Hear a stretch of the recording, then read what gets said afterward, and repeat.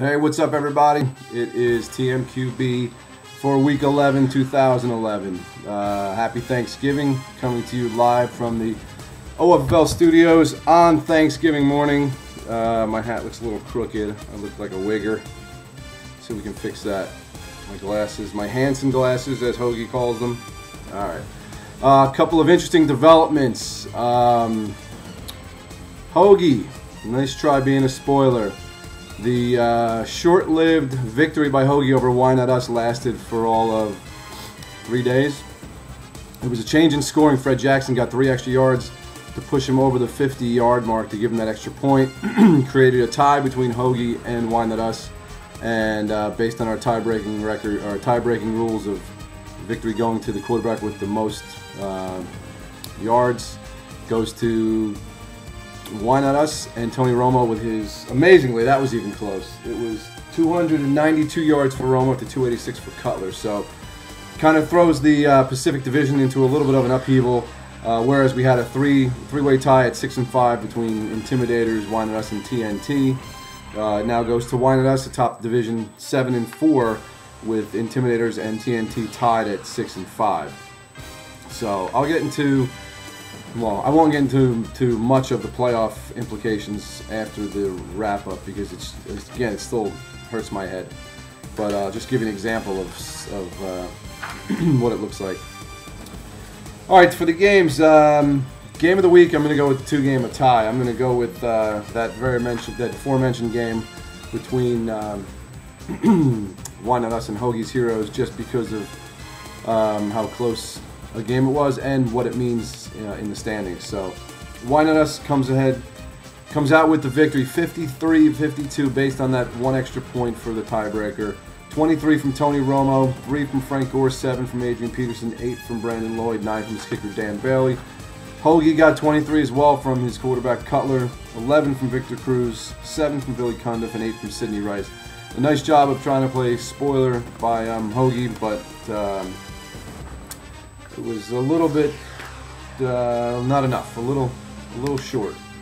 The second game of the week, TNT Intimidators. This game, if you followed along, goddamn hat.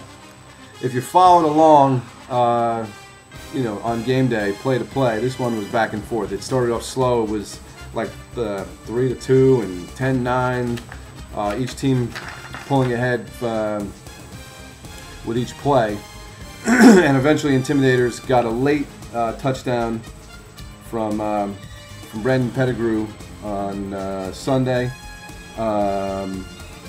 and 2 points from Hakeem Nicks later on, and held TNT's wide receiver Deion Branch to 0, as well as his own Wes Welker got 0 in the Monday night game. So it was no harm, no foul. So 49-43 Intimidators over TNT. Eli Manning 11, Maurice Jones-Drew 10, Jerome Simpson 6, kicker Matt Bryan 11 for TNT. We'll see if his luck changes with the trade, just acquiring Ben Roethlisberger, because that's been his bugaboo all year, his quarterback. Only 2 points from Matt Hasselbeck. Shady McCoy 4, Steve Smith 9, Vincent Jackson 12, Tony Gonzalez 8, and Connor Barth 8. And these two teams are very much in the playoff hunt and in the division hunt in the Pacific. Steel Curtain, Silent Death, unpredictable. Coming off of a week where he put up, I think it was 90-something points, Silent Death loses to Steel Curtain, 81-54. For Steel Curtain, 24 points from Aaron Rodgers, big surprise. 10 from LeGarrette Blount, 16 Jordy Nelson, 11 from Akers. Could have had more. I think Akers missed a bunch. Percy Harvin got him 8. For Silent Death, 15 Carson Palmer, 8 from Reggie Bush, 15 Rob Gronkowski, and 9 from his kicker Janikowski. The Cruisers making a big play to win the Northeast Division. Right now they're a game up on Silent Death, and the way things are breaking. The last 2 weeks, division games, I think we're going to have some interesting matchups to decide division and playoff spots with these head-to-head matchups. So Cruisers and poor pickings. Cruisers squeaks by Cruisers, 48-44. This was a game of teams playing players on bye week. Both these teams have now played weeks with guys on a bye. I don't know if they're just out of touch and didn't realize there was another bye week because it was a late bye week, or if they were just lazy and didn't get the computer, or I can give Duffy a pass if he couldn't get the computer. Like a couple weeks ago, he was holed up at work and couldn't get to a computer. But it's no excuse not to call me. You guys call me about every fucking thing else. So Cruisers, 17 points from Phillip Rivers and Ray Rice. Pretty much carried him. Vernon Davis got him 8. For Poor Pickens, 12 from Matt Ryan, 10 from Michael Turner, 9 from Jason Witten, and 8 from his kicker, Nick Novak. Let's see, Guru and Panzers. Guru is one of the 2 teams that has no shot at the playoffs now. Guru had a shot if he ran the table and some things broke, but Guru and Hoagie are out of the playoffs. They are left to play spoilers the rest of the way. Panzers, jackboots and all, gets the victory, 54-39 over Guru. 26 points from Cam Newton, 12 from Torrey Smith, 8 from Antonio Gates, and 5 from Baronis. For Guru, he got 17 out of Alex Smith, which was not bad considering as how he was a throw-in on that trade. So that was a fortuitous time for a fortunate time for Alex Smith for Guru to get his 17 points. 10 from Steven Gostkowski, 8 from Des Bryant, 3 from DeMarco Murray. Storm Brigade, Cleveland Steamers. Cleveland Steamers going into a little bit of a funk here. They lose 57-33 to Storm Brigade. Storm Brigade taking hold of that Atlantic Division. Can clinch. Yeah.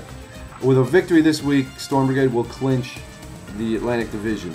And I think that's the latest we've gone with not one of the division leaders clinching a spot. So in week 12, we could have our first division winner. That would be Storm Brigade with a victory next week. Storm Brigade 57-33 over Cleveland Steamers. 17 from Joe Flacco, 10 from Michael Bush and Chris Ogabanya. 7 from Bolden, 5 from Roddy White, 7 from Robbie Gould. For Steamers, he got 16 from Brady, 7 from Hanson, a couple of 3s from Forte, Calvin Johnson, and Deshaun Jackson. So, an interesting week of games. Pacific Division, we have we had a 3-way tie until the scoring change. So Wyandotte is your division leader at 7-4. Northeast, Cruisers 7-4. Storm Brigade 7-4. As I mentioned, Storm can win the division with a victory. Shit, I didn't print out the schedule. Anyway, I'm not sure who Storm Brigade's playing. It's obviously going to be Panzers or Guru. So Storm Brigade with a victory will clinch. It's tight. Cruisers and Silent Death, I think, go head-to-head this week. Again, for some reason I didn't print the schedule out, but I'm still not going to break down the playoffs. I'm going to wait one more week just because it makes my life easier. But I started to, and I started in the Pacific Division. And it's it makes your head spin. For example, Wyandotte right now is 7-4. If he wins his next 2 games, he'll win the division at 9-4. If he loses his next 2, he'll end up 7-6, and he's out of the playoffs. If he loses this week against the Intimidators, but wins the following week against TNT, he'll get in as a wild card if the Intimidators lose in that final week to Hoagie.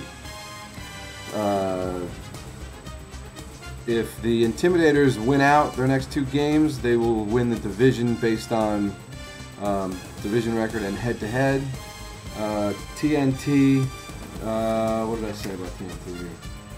If TNT wins their next 2, they're 6, 7, 8, and 5. Anyway, I lost that note, but you can see it's still a little mind-numbing, and I didn't feel like doing that on Thanksgiving morning. So there you have it, TMQB for Thanksgiving morning, week 11.